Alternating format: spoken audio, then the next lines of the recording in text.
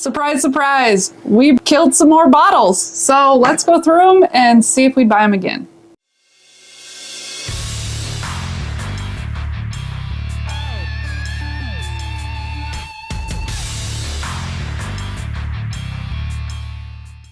Hi friends, I'm Laura, this is Troy, we're Baker Drinks, and we are going through our bottle kills and letting you know if we'd buy them again.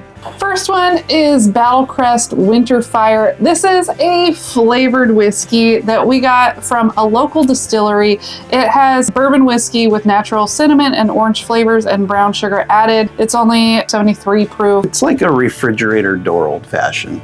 Yeah, because we literally kept it in the refrigerator. In the door? In the door. And when you want something quick and easy and don't want to think about it, you just grab it, pour it over some ice. It's pretty good. It was pretty good. Would we buy it again? No. Not because we didn't like it, but for $50, it's a little pricey for something that you use like that. We won't buy this specific one again. We'll visit them again and try their whiskeys. Maybe we'll buy something else next time. We killed a Yellowstone American single malt 108 proofer. We were really excited when this one first came out. We actually went out looking for it. We found it in Portland, paid about $55 for it. We got it home and it just kind of missed the mark for us.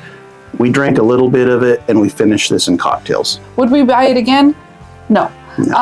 But we did find a use for it. It was okay. I think if we weren't single malt fans, it might be a way to kind of transition into it. But since we already like single malts, we didn't need something that would transition us from bourbon. If we want bourbon, we'll drink bourbon. If we want single malt, we'll drink single malt. And this didn't really have a place for us. Next, we have Brown. This is a straight rye whiskey that is from Washington State. Again, we do like to support local distilleries. Will we buy this specific bottle again? No. No, we won't. No, it was okay. It is very crafty. I think it was young.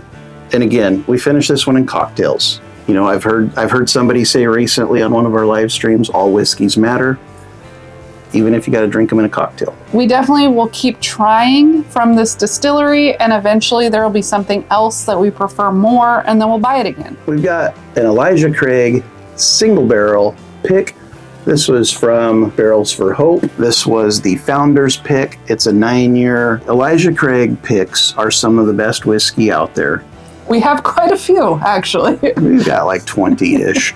We have a shelf of Elijah Craig barrel proof. The price is good on it. The whiskey's good. It's kind of a known quantity. You know what you're getting. And if you trust the palate of the people that pick it, you can't go wrong. So will we buy another Elijah Craig pick moving forward? Of course. Absolutely. Next one we've got is an Eagle Rare. I think people know about that one. I don't know what else to say. It's a 10-year-old. I think it's now in the $40 something range. It's still a pretty dang good price for a 10-year-old Kentucky straight bourbon whiskey. Call me a tater. I love Buffalo Trace products. I love the sweetness, the fruitiness. They are light and refreshing. I can almost always pick them off just smelling it. I'm like, oh, that's a Buffalo Trace product. I love that about their products. Will we buy it again? We already have replaced this bottle. We like it. We like it to be on the shelf. 10-year age statement. There's some good oak in there, some great flavor. Tater Laura already said this is a buy all day long. Exactly. Big surprise, another Washington whiskey. It's the Doc Swinsons, the Session Blend. So this is a 5-year product. They are a Washington distillery, but they're a sourced whiskey distillery. So it's like MGP whiskey, but they blend it and they do a great job. Sometimes they finish it. I was excited to find a product of theirs that was maybe a little younger, lower proof. This was a 90 proofer and in that $50 range. I picked this up, brought it home, we tasted it. It's great whiskey. It's sessionable. I think the name totally fits it. It's appropriate. Yeah, you could crush this. You could have multiple pours of it and not be worried about getting too tipsy. But would we buy it again? There's so many bottles in that $50 range. If we needed another one for mixing and sipping that's low proof, maybe. Maybe not. I'm not passionate about either answer on that one. I feel like the bottle we just talked about, the 90 proof Eagle Rare with a 10-year age statement, twice the age of this, $10 cheaper.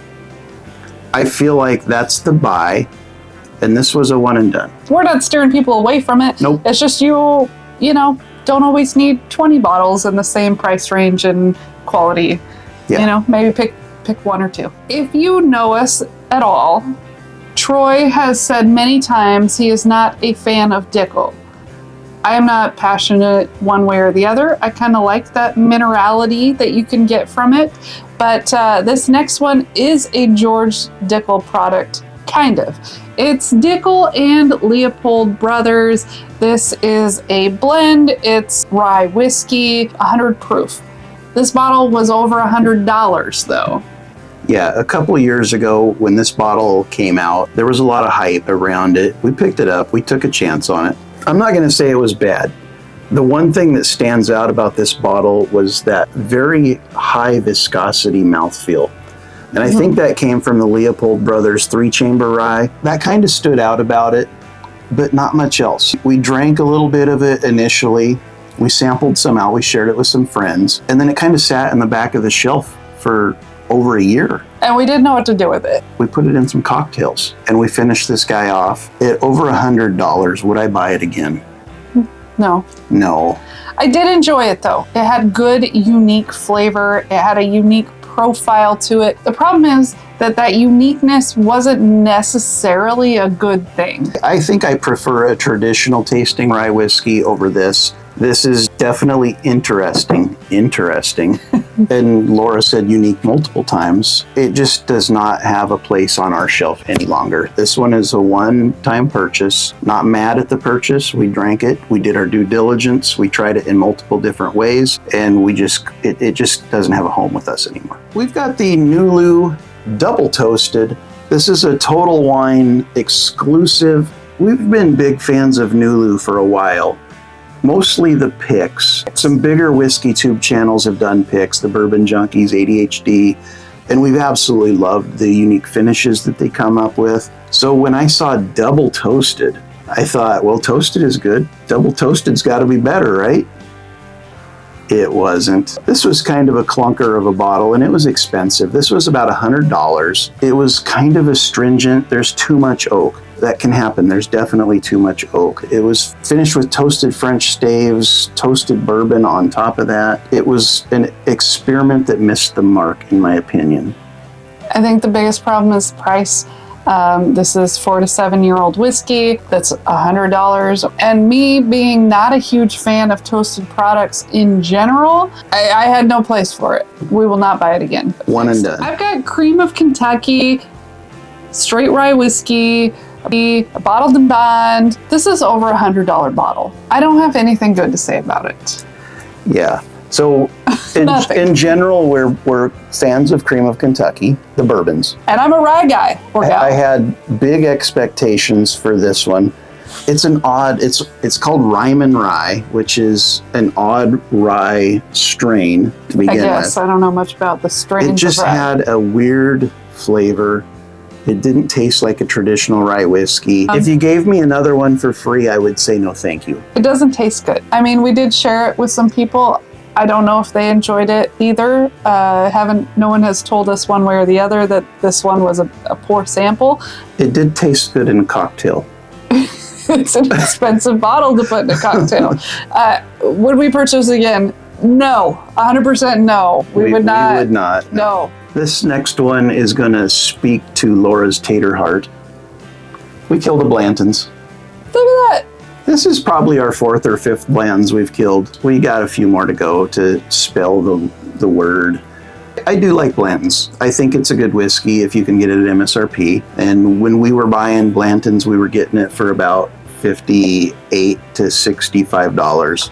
I think MSRP is a little more than that now. We're not hunting it anymore. We've got all the letters. I just have to drink them. So would I buy it again? It's kind of a situational thing. If the price is right, sure. I think it's one that I'm always going to want on the shelf. We've just got a few backups of it right now. So I won't buy it again now, but in the future I will. Next, again, we've got a Buffalo Trace product. This is the Weller 12. It's like $40-something for a 12-year-old whiskey. Hard to find though, but it is cheap. It is like the cheapest 12-year-old whiskey you're gonna find. Screw cap. Do I like it? Yes, I do. It is not one I would put in a cocktail or something, even though it's a good price point. But it just, the low proof, I don't think it would hold up to really add anything to a cocktail. I think it is a great, like you are only drinking one whiskey in a night and you want something that has flavor, but it's not high proof. Mm-hmm. This is one that I love for that. Yeah, this bottle catches a lot of hate because of the proof. Everyone, like the Antique 107 is the darling of the Weller lineup because it's the perfect combination of proof and price. Mm-hmm. The problem is that the Weller Antique 107s have gotten just as hard to find as this one. And the price for those, you're probably paying over $100 for a $50 bottle. So when I see this guy at 12 years old, $40, it's a buy all day. I don't care if I've got 5 of these on the shelf. Exactly. I get one for $40, I'm going to buy it. I'm going to save it until I need to open it, and I'm going to enjoy every drop of it. For the flavor and the price, it's good whiskey. That's all our bottle kills from recently. I hope you enjoyed this. Let us know if you would replace any of these bottles, if you've tried any of these bottles, and we'll see you again soon. Cheers.